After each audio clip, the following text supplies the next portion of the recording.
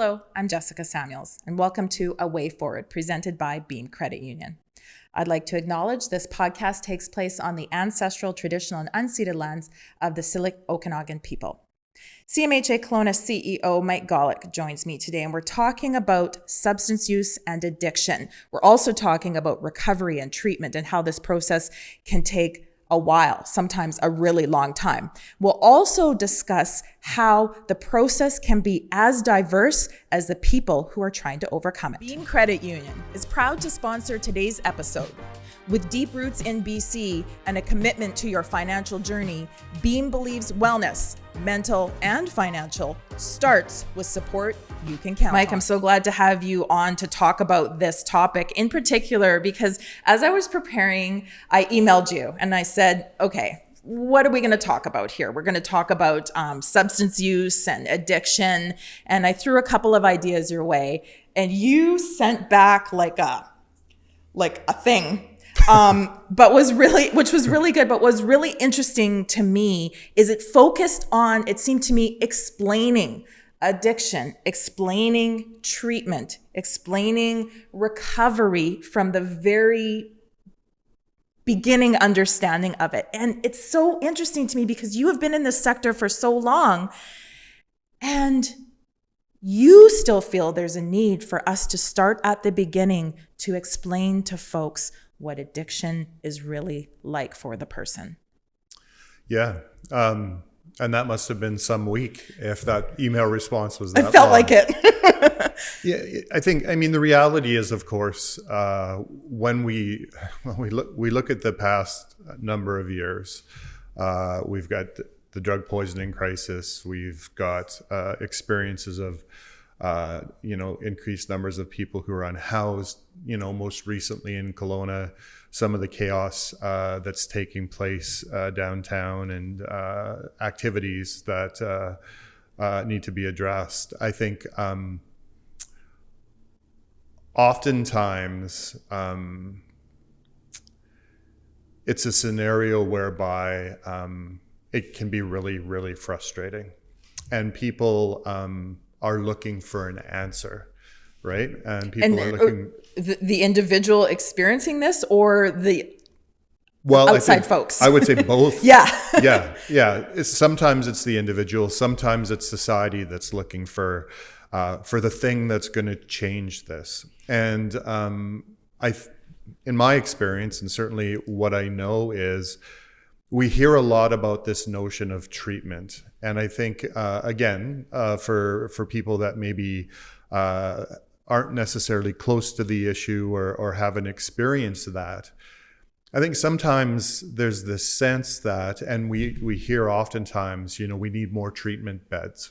And there's a certain truth to that. But I think there's also a certain understanding that's necessary when it comes to substance misuse, in the sense that it may be that there are people that believe that, once somebody's gone off to treatment, things are better. It could be the TV movie of the week, and you go to this place, something magical happens, you focus on addressing your issues, and then you come out and you're fixed.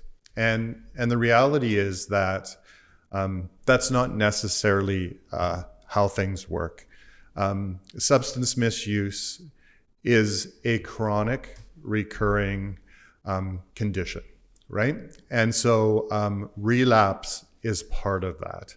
And so when people talk about going to treatment, or people talk about going to detox, that can really be just the beginning of someone's recovery journey. Mm-hmm. Like going to detox, simply what that accomplishes is it gets the drugs that you're using out of your system.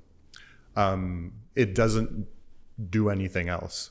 And it needs to be addressed carefully, because again, when we're talking about opioids, and what we know about opioids is that if someone goes in and goes cold turkey, and they have a 98% chance of a relapse. And what we know is if they go in and they no longer have a tolerance built up, and we know the likelihood is that they're going to relapse, in a way, we're kind of loading the gun. Now, fortunately, there's medication, opioid agonist therapies that are prescribed for people in order to manage and address those issues, so that when someone leaves, they're not necessarily going to have that experience. But that's all detox is. That's all detox does. And then from there, someone may enter into a treatment program. Now, that assumes that there's a system of care where there's a seamless, move from detox to treatment, which isn't necessarily always the case. There's work being done in British Columbia, certainly in Vancouver and out of St. Paul's Hospital, called the Road to Recovery, which is really trying to build out a continuum around substance use care. And really, it's a matter of ready access, the ability to pass the baton when that person is ready to move to the next stage. And that's encouraging. It's showing, it's definitely showing benefits. But to get back, someone entering treatment, depending on how long it is, it could be 30 days, 60 days, a little bit longer. People are just starting to learn what it's like to live without that drug in their system, right? And there's a saying, you could ask, why the addiction? What you should really be asking is, why the pain? Because in many cases, people that struggle with substance misuse are really trying to medicate pain, whether that's early childhood trauma or other factors in their lives. It's really trying to cope with significant issues. And so now when you take that thing that you used to try and cope out of your world, you have to learn to live without that. And so treatment, and that's the other part, we'll talk about what treatment looks like, because there's various forms of that, is really an opportunity for people to start to learn how to live without that substance, ultimately. And treatment isn't necessarily a place. Treatment is a process. And so there's various forms of treatment. So treatment can take place on an outpatient basis. So depending on the severity of someone's situation, it might be that they're seeing a counselor, regularly to address their substance misuse. In some cases, there's more intensive outpatient programs. So, for example, at Foundry, at our youth clinic, we have a day treatment program, and young people come there, like 4 days a week for full days, and it's an intensive program where they're working to again learn how to manage, learn how to cope, and address some of those issues surrounding the substance use. So it can take place on an outpatient basis, and then yes, there's treatment beds, and there are inpatient services that are available and are necessary, and in part, ultimately, it depends on the individual, where they're at, and ultimately what their life is looking like as to what treatment option might be most effective for them. You mentioned earlier that you were using the example of talking about detox and opioids, and certainly that is a significant substance that's impacting so many folks right now. Would you say the same is true? And I just want to kind of bring this point home for the listeners. There's also addiction. There's all types of addiction. So in that example about detox and treatment and chronic and relapse, we're talking about alcohol, all kinds of drugs. So you're not specifically just meaning opioid use. No, certainly any substance from alcohol to different drugs that people are using, talking really across the board. Right. And so you mentioned this continuum and the different types of treatment. So we know there's a spectrum of treatment and the spectrum of continuum. Talk a little bit more about what needs to be there for the person and that piece that you said there about chronic, because I don't know that folks who have maybe not experienced this through themselves or with a loved one realize that it's not a movie of the week, or not to be too trite about it, but they're not going to go away for 21 days and come back and everything's going to be fine. Or they might. I don't want to negate that doesn't happen. Yeah, I mean, I'm sure there's circumstances that take place where people do take that step forward and then follow up and find their recovery journey and ultimately what works for them. Mm-hmm. But knowing that it's again a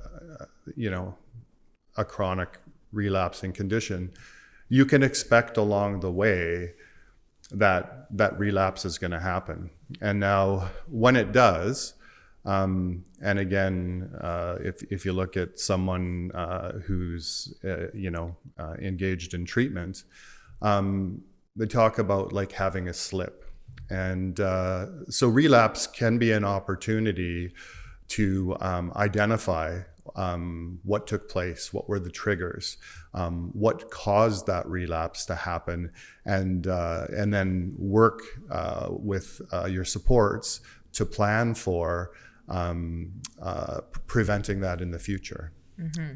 In some cases, relapse can result in someone falling back into ongoing substance misuse, and then potentially looking to do it and have to start the process all over again. I mean, certainly I've heard stats, I don't know the recent stats, but in some cases it's been cited that for some people it takes up to 7 tries to get into recovery and continue to focus there. I mean, in the old days it would be they're getting clean, or mm-hmm. this notion of abstinence, and so that's significant. And again, I think people need to realize that it is a process.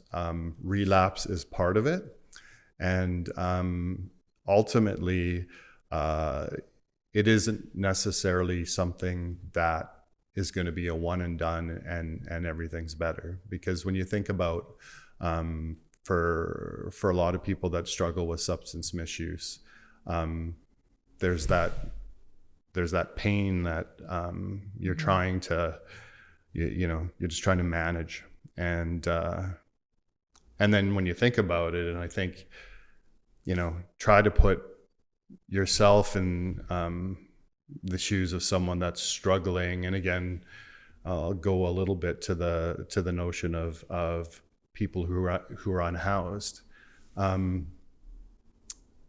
There's a lot of shame that comes with that as well, that people feel and that they experience while they're using substances. And there are things that they may do and behaviors that they may engage in that they wouldn't necessarily have done so and may not once they're in recovery. But that's how substance misuse works. Mm-hmm. I think what I can say is, and again, this is a struggle that that we see in in our province, is that because it's become more visible, because of these struggles, I also think that there's a real sense of, I wouldn't even call it compassion fatigue. I would just say people are fed up, right? They just want whatever this is to end, and are looking for that magic wand, or that screwdriver, or that hammer that's going to fix the situation. And the reality is that the tools that are required are all of those and more. Well, I was going to ask you, as a service provider, what are the gaps in the system that you see that need to be there? And it's not meant to lay blame, but if we want to have higher success rates and support, we're actually going to talk about that, what success looks like, but higher support rates, what do we need to be doing more of? Well, I'm going to go back to, this, I don't know how many years ago it was now. I believe it was Philip Owen when he was the mayor of Vancouver, and they launched the 4 pillars approach around substance misuse. And, I think the 4 pillars are as relevant now, if not more relevant now, than they were then. So when it comes to substance misuse, really, that's made up of prevention, right? And so that can involve working with young people. There's a program that Foundry British Columbia is currently launching called Preventure. That is a program that's offered in schools and is working with young people around the prevention of substance use. The days of the DARE program and the Just Say No stuff, that kind of thing, science has shown that really wasn't effective in terms of deterring substance use. We've talked about on this podcast many times about the need for prevention and early intervention. And it's, of course, often one of the ones that's least funded, but absolutely necessary. Another pillar, and the one that's been fairly significantly identified over the course of the last several years, is harm reduction. And really, harm reduction, a very controversial subject, and the reality behind harm reduction, and I think some of the maybe clarity that needs to be seen is that if you look at harm reduction over here and you look at recovery over here, they're not diametrically opposed things. Harm reduction, the idea behind it, prior to the opioid and drug poisoning crisis, was around reducing the spread of bloodborne pathogens. And then it became about saving people's lives. And so, of course, we've been in this ongoing crisis now for a number of years. And harm reduction has been a significant part of that approach. Again, super controversial. There's various camps. It definitely an either or. You look at just recently in Ontario, where a number of overdose prevention sites were cut by the government, and those resources diverted into treatment.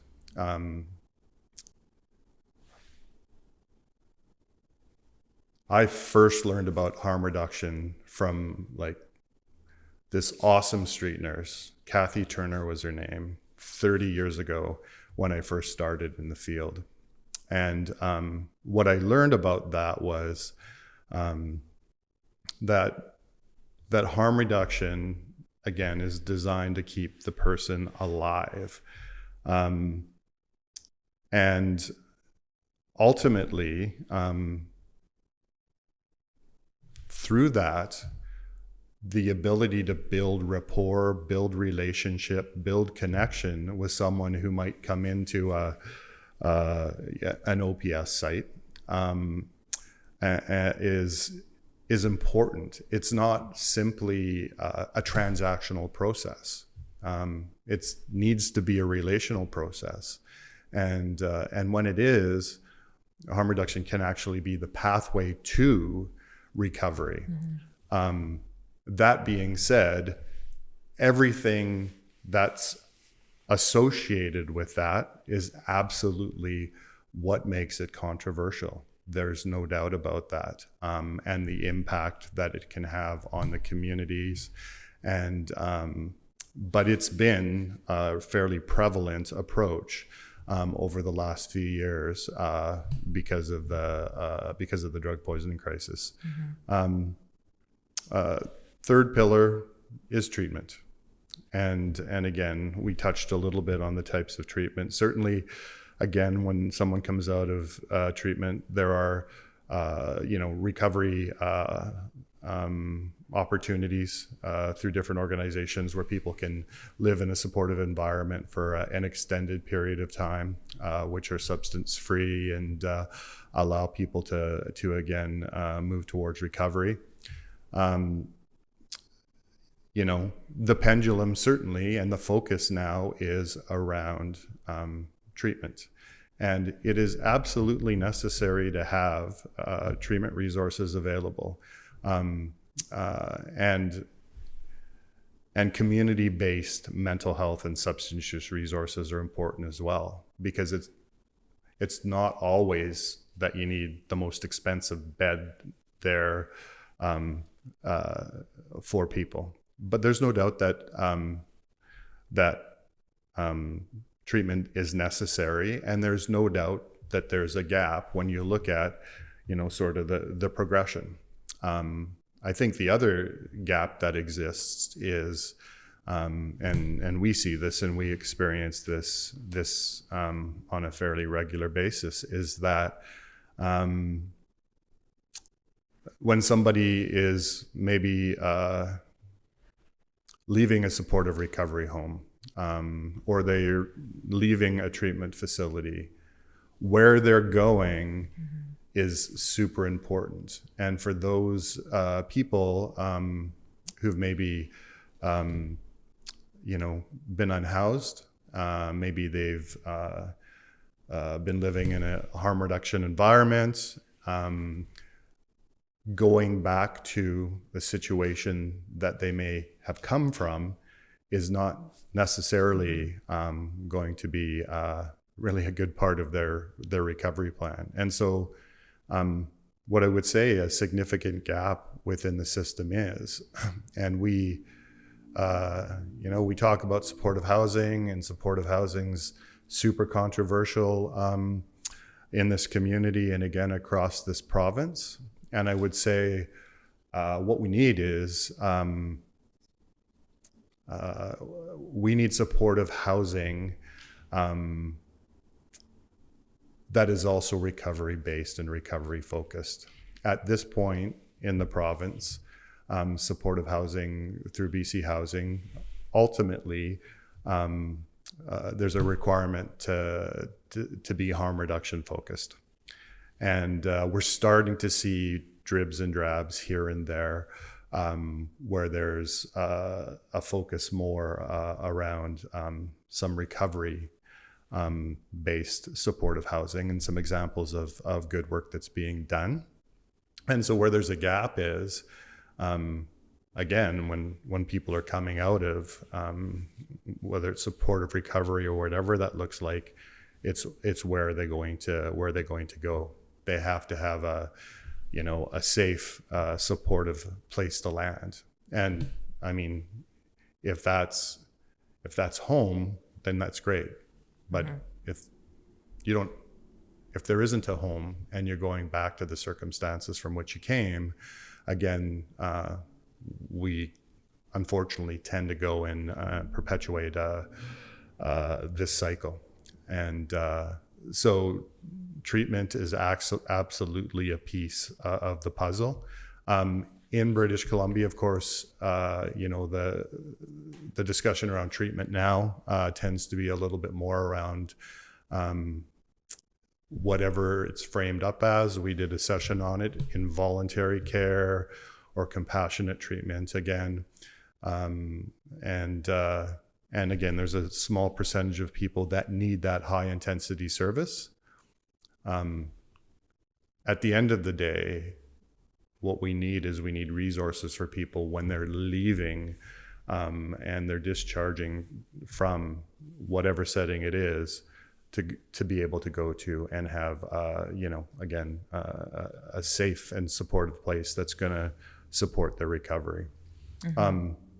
The fourth pillar, last but not least, is enforcement.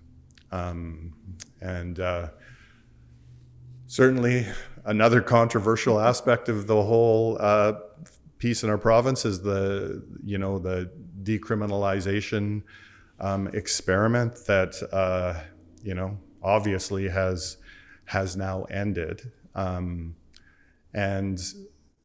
I mean, enforcement in the context of substance misuse and those elements certainly, on the one hand, is focused on and probably needs to be focused on,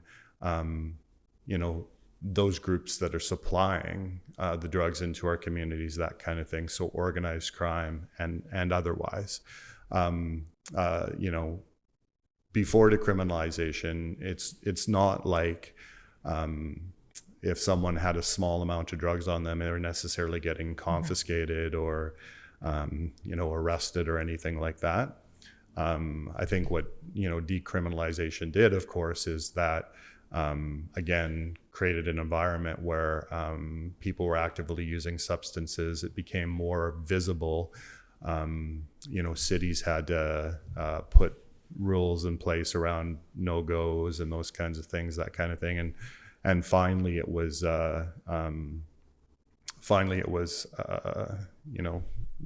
decriminalization was ended. I do think there's a role for enforcement too, of course, when we look at some of the public safety related and disorder that we see in our communities.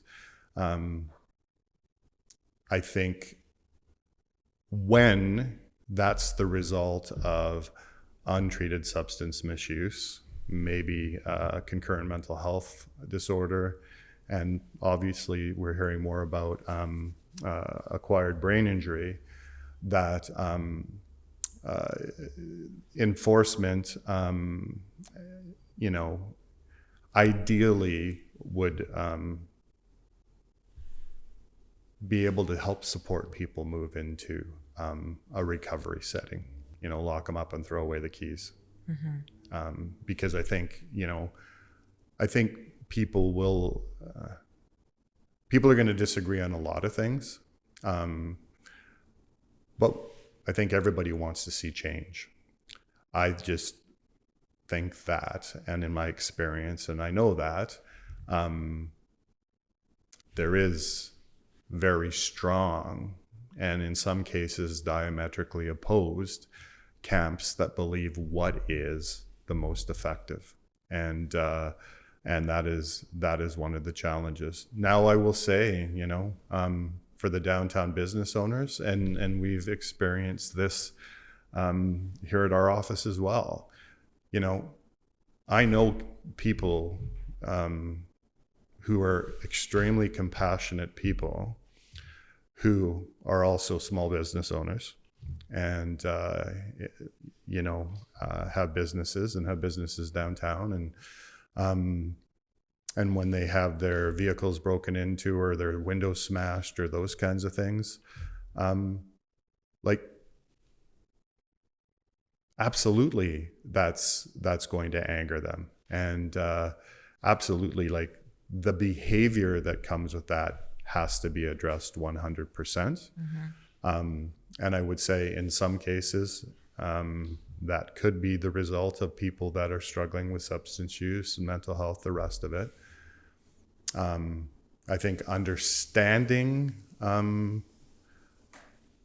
what is going on for a person versus excusing the behavior that's taking place by that person, which can be really hard to do when it hits you in the pocketbook. And I totally and 100% understand and appreciate that. And so it's tough, right? Like this is an issue that we continue to grapple with, and we continue to struggle with. There again, like I say, there are signs of hope in terms of different projects that are launching across the province. The Road to Recovery project that I spoke of before through St. Paul's, I know that is being looked to be expanded out into other health authorities. It's those kinds of resources that are going to be able to support people to get on the path to recovery, and so essential in order for people to get well. Just as we wrap up, Mike, can you talk a bit about what success in recovery looks like? Because I think there might be misperceptions from folks about, yes, what someone who has recovered, how they will behave, how they will act. I think I'm wondering if we have a spectrum here as well. You have folks who have gotten clean, as you said earlier. They have completely managed and are no longer misusing substances, and that does happen. But I'm sure there's a spectrum with that as well. Yeah, I mean, I think certainly for many, the ultimate goal of recovery is abstinence, and many people are able to achieve that goal. In other cases, it may be that they're using substances, far less regularly. Mm-hmm. So use might still be part of recovery. It certainly could be, yeah. I think, again, what it looks like for each individual is so very different, right? So from going to some of we talked about outpatient, those different programs.